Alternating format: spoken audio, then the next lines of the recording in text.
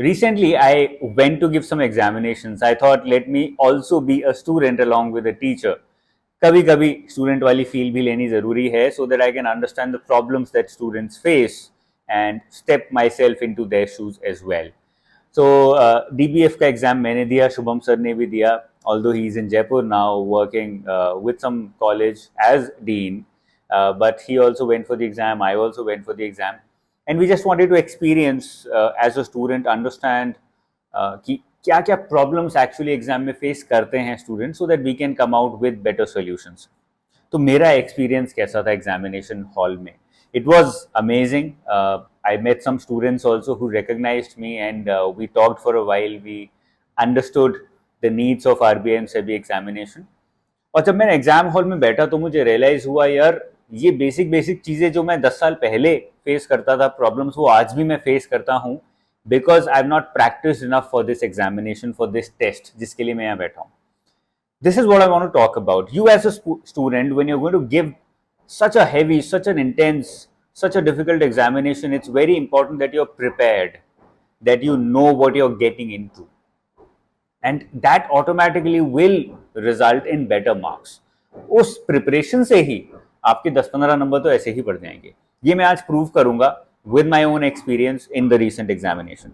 तो मेरी स्ट्रेंथ्स क्या क्या की? सबसे पहले ये बात करते हैं कि जब मैंने एग्जाम हॉल में बैठा तो मैंने क्या क्या स्ट्रेंथ्स आइडेंटिफाई करी कि यार इसकी वजह से मैं ज़्यादा अच्छे से क्वेश्चंस आंसर कर पा रहा हूँ, ये नॉलेज की वजह से मैं ज़्यादा अच्छे से क्वेश्चन से डील कर पा रहा हूँ. Number 1, I have accumulated knowledge. अब मैं आप लोगों को इतने सालों से पढ़ा रहा हूँ, उससे पहले खुद भी पढ़ रहा था, काम भी किया banking industry में. So I have that accumulated knowledge, and I was clearly able to use that accumulated knowledge to come out with the answers of a lot of questions. अब पता नहीं उसमें से कितने सही थे कितने गलत थे, फाइनल आंसर की आएगी तब पता लगेगा, but even then I could feel that I am able to use my accumulated knowledge to a very good extent. Use your accumulated knowledge. आप लोगों ने बहुत सारे experiences, बहुत सारी नॉलेज गेन करी है स्कूल से लेके आज तक. उस सारी नॉलेज को पे रिलाय करो. Believe in yourself. It basically comes down to believe in yourself, your own knowledge. जब उस पर बिलीव करोगे तो ऑटोमेटिकली वो आपको हेल्प करना भी स्टार्ट कर देगी. Secondly, I know how to use these 3 things. मुझे ये 3 चीजें, क्योंकि मैं पढ़ाता रहता हूँ तो मेरा सेकेंड नेचर बन गया है. Knowledge, elimination and common sense. ये तीनों अब मुझे यूज करना इतना अच्छे से आ गया है, as a teacher also, as a student also, and I was able to use them well in the exam hall. बहुत सारे क्वेश्चंस जो मुझे लगता था मुझे नहीं आते, I was able to come to an answer by using these 3. या तो नॉलेज को यूज कर रहा हूं, या नॉलेज नहीं है तो एलिमिनेशन और कॉमन सेंस को हर एक क्वेश्चन में यूज कर पा रहा हूं, because now I am used to the activity of it also. तो as a student you also need to generate it, you also need to create it, because हर जगह पे खाली नॉलेज काम नहीं आएगी, बहुत सारे क्वेश्चन में एलिमिनेशन, कॉमन सेंस भी काम आएगी. Okay, I know the importance of reading the question multiple times. अब ये एक ऐसी चीज है जो बहुत सारे स्टूडेंट्स स्किप आउट कर देते हैं, but because I have been teaching this, I have understood, realise the importance of this. मैंने एग्जाम हॉल में एक्चुअली बहुत सारे क्वेश्चंस ऐसे सॉल्व किए where I had no idea about the question. मैंने कभी पढ़ा भी नहीं था.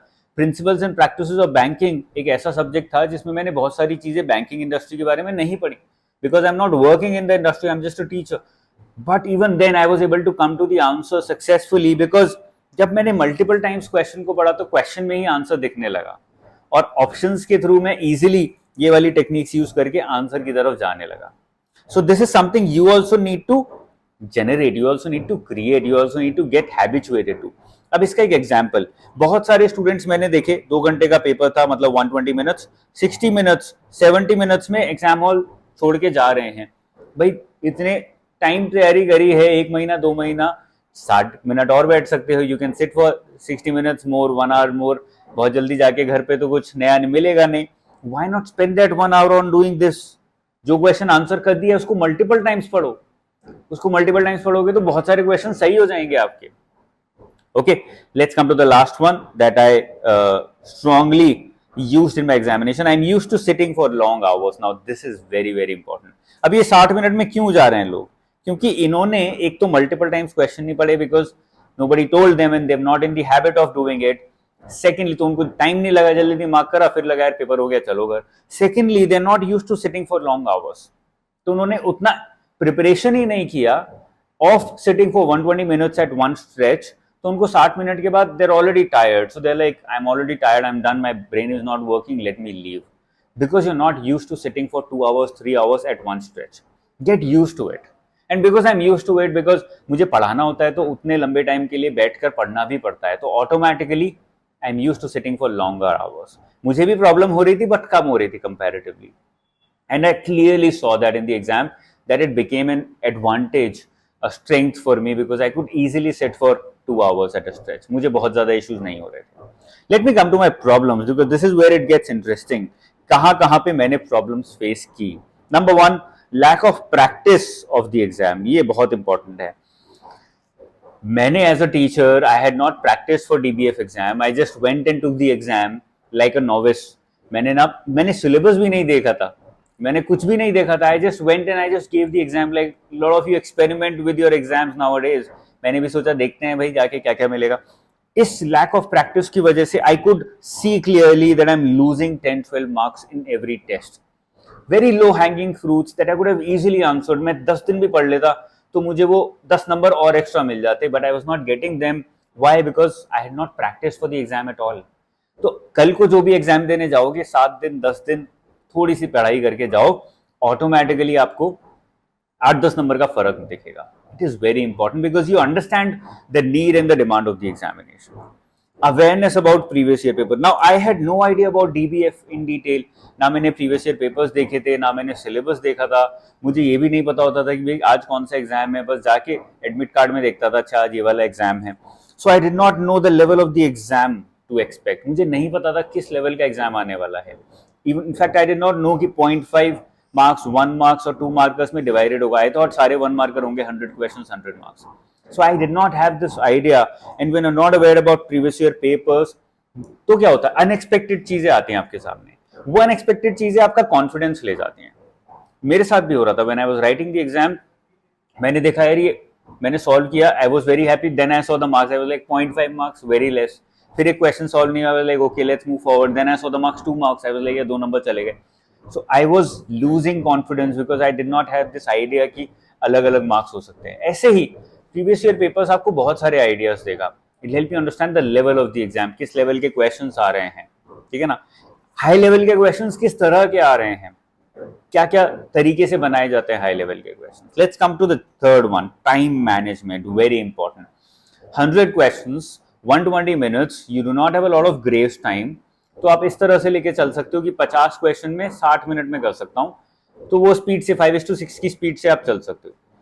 आई did not have that idea because मेरे पास बस ये बेसिक आइडिया था कि 100 क्वेश्चन 120 मिनट्स में करने हैं. जब मैं एक पेपर पे आया तो मुझे रियलाइज वो पेपर इज लेंथी और फर्स्ट 60 मिनट्स में I could not solve a lot of questions. I could solve probably 40 questions. तो मैं भी एज अ स्टूडेंट जोन में था, थोड़ा पैनिक कर गया. तो मैंने जल्दी जल्दी सॉल्व करने शुरू कर दिए. हुआ क्या उसकी वजह से, my entire paper finished and I still had 15 minutes in my hand. तब मुझे रियलाइज हुआ यार ये गलती कर दी तुमने, ये तुम्हारे पास एक्स्ट्रा टाइम इतना ज्यादा बच गया बिकॉज जल्दबाजी में तुमने पूरा पेपर सॉल्व कर दिया. वहां पे बहुत सारी गलतियां करी होंगी, मिस्टेक्स करी होंगी. Now rectifying those mistakes is a very long process. वो 15 मिनट में तो नहीं होने वाला. तो आपने पेपर मैसअप कर दिया अपना just because of this mistake, because you did not know how to manage time, how to allocate 120 minutes to complete 100 questions. अगर first 60 minutes में 30-40 questions हुए हैं, you know that you need to pace up, but you also have to figure out कितना pace create करना है. वो time management skill आपको सीखनी पड़ेगी. वो कैसे आएगी? वो आएगी जब आप टेस्ट लिखोगे, मॉक्स लिखोगे. जैसे मॉक्स लिखना शुरू करोगे ऑटोमेटिकली वो टाइम मैनेजमेंट स्किल आपकी क्रिएट होनी शुरू हो जाएगी. It's a process. 6, 7, 8, 10 मॉक लिखोगे तब जाके वो स्किल क्रिएट होगी. I face this problem because मैंने कोई तैयारी की नहीं थी and I could clearly see यार कि ये प्रॉब्लम की वजह से I messed up my entire paper. Okay, let's come to the next one, focus for 120 minutes. I was losing that focus because 120 minutes is a very long time. 2 घंटे इतनी गर्मी में एग्जाम में बैठ के फोकस के साथ एग्जाम देना जहां पसीना टपक रहा है, इट्स नॉट ईजी. तो मेरा फोकस भी लूज हो रहा था, मैं बीच बीच में फोकस लूज कर रहा था. और उसी प्रोसेस में मैंने देखा कि लोग उस फोकस में लूज करने के बाद एग्जाम छोड़ देते थे. बट आई न्यू कि ये फोकस वापस आ जाएगा मेरा 5 मिनट बाद. माई brain is just tired, give it rest. 2 minute का रेस्ट दो या 1 मिनट का रेस्ट भी दोगे, आंख बंद करके बैठ जाओगे, I knew कि ये वापस आ जाएगा मेरा focus. That is why it did not become a big problem. I just wasted some time. I could have saved that time as well, but I saw a lot of students, a lot of aspirants just leaving their exam in the middle because they lost focus and they felt that they can't do it anymore. So focus for 120 minutes, even I was finding it difficult to focus at one stretch, but it is possible. ऐसा नहीं है कि possible नहीं है, possible है. और जब आपका लूज होता है तो ऐसा क्या करें? What do you do so that you don't waste that time? है ना, वो भी समझना जरूरी है, वो भी आइडेंटिफाई करना जरूरी है. उससे क्या होता है, आपकी प्रोडक्टिविटी बढ़ जाती है, आपके मार्क्स बढ़ जाते हैं. 3 4 5 नंबर आपके ऐसे ही बढ़ जाएंगे, पता भी नहीं लगेगा. Let's come to the last one, which is heat. Now, this is very important. I got this inspiration from Miss Gamini Singla, who cleared UPSC some years back, and she came out with her own book, and she said this. She wrote this down कि मुझे पता था कि prelims मेरा गर्मी में होगा और mains मेरा सर्दी में होगा. And I live in Punjab, जहाँ पे गर्मी भी बहुत extreme होती है, सर्दी भी बड़ी extreme होती है. So I prepared myself accordingly. तो prelims मेरा गर्मी में था, तो I used to go to a place जहाँ पे AC नहीं है. I used to sit there for 3 hours and write the test. Pre के लिए. ऐसे ही मेंस की जब बारी आती थी, I used to go to a place जहाँ पे कंबल वंबल भी नहीं है या एसी हीटर नहीं है, खुला एरिया है, where lot of wind is coming, and then I would sit there and write for 6 hours, 3 घंटा, फिर ब्रेक, फिर 3 घंटा again. That made her habituated to extreme temperatures. उनको आदत लग गई इस एक्सट्रीम टेम्परेचर की. This is what you also need to do as a student, and I face this problem because I'm not habituated to heat. Office में बैठे रहते हैं, एसी चलता रहता है, and as soon as I went in the exam hall, I saw कि यार यहाँ एसी भी नहीं है, गर्मी इतनी ज़्यादा है, इतने सारे स्टूडेंट्स बैठे हैं एक छोटे से रूम में, इतने सारे कंप्यूटर्स चल रहे हैं, it's very very hot.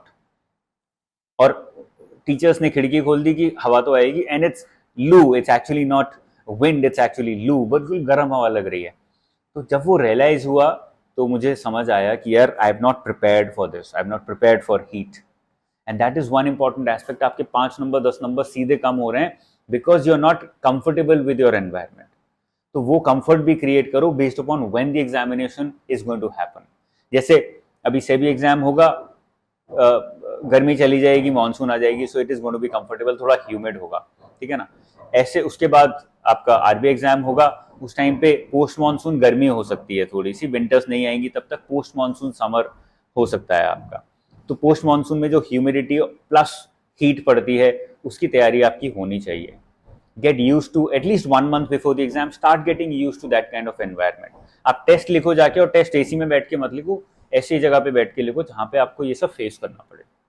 Automatically in the final exam you will be more comfortable. Automatically you will see कि आपका स्कोर औरों से ज्यादा बन रहा है, क्योंकि आपको प्रॉब्लम नहीं लग रही है. Now it is a strength for you. Okay, so this was my recent experience. I thought I'll share it with all the guys, all the girls here who are preparing for their examinations. क्योंकि मेरा exam hall का experience था, I'm sure it's going to help you as well in the future. If you as a student have given the exam in the past and have had some experiences which are unique, which are not one of these, please mention it in the comment section below. I would love to read those comments, and I am very sure other students would also love to read those comments and understand कि हाँ ये problem भी face हो सकती है, या ये strength भी मैं create कर सकता हूँ. Okay, so this is all for today's session. I hope it was useful. I'm sure it's going to contribute towards your success. That's all from me today. Over and out.